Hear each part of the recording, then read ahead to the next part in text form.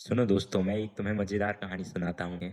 एक बार कृष्ण और अर्जुन रास्ते में कहीं जा रहे होते हैं। उन्हें रास्ते में एक भिखारी मिलता है। अर्जुन कृष्ण से बोलते हैं, प्रभु, आपने इन आदमियों को क्यों बनाया है जो दिन भर भीख मांगते रहते हैं। फिर अर्जुन भिखारी के लिए सोने के सिक्के दे देते हैं और कहते हैं, तुम भीख नहीं मांगना। और भिखारी सोचता है, इन सिक्कों को बेचकर मेरी लाइफ सेट हो जाएगी। अब ये सोचते सोचते वो घर की ओर जाता है। रास्ते में उसे एक चोर मिल जाता है। भिखारी से चोर सारे सिक्के छीन लेता है। अब ये भिखारी फिर से भिखारी बन गया। अब ये दूसरे दिन फिर चलता है अपनी भीख मांगने। फिर इसे कृष्ण और अर्जुन मिल जाते हैं। कहते हैं, कल ही तो मैंने इसे सोने के सिक्के दिए थे, आज ये फिर से भीख मांग रहा है।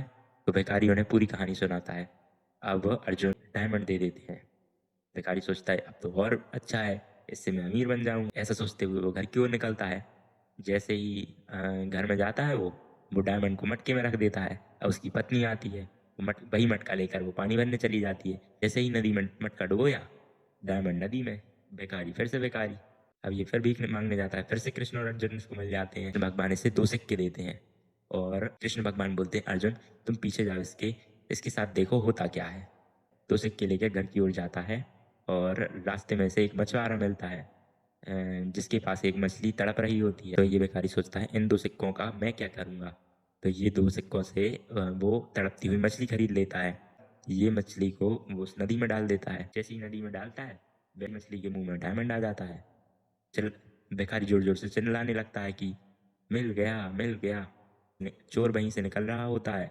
ये सुनकर मिल गया सुनकर चोर भी आ जाता है कि भाई तुम ऐसे मत चिल्लाओ वरना गांव वाले मुझे मारेंगे, ये सारे सिक्के तुम वापस ले लो अपने। तो ये सब अर्जुन देख रहे होते हैं। फिर अर्जुन भगवान के पास आते हैं और आपने प्रभु, आपने ऐसा किया कैसे। कृष्ण भगवान कहते हैं कि जब तक ये अपनी सोच रहा था, जब तक इसके साथ परेशानी आ रही थी, जैसे ही इसने उस मछली के बारे में सोचा, वैसे ही मैंने इसे सब दे दिया।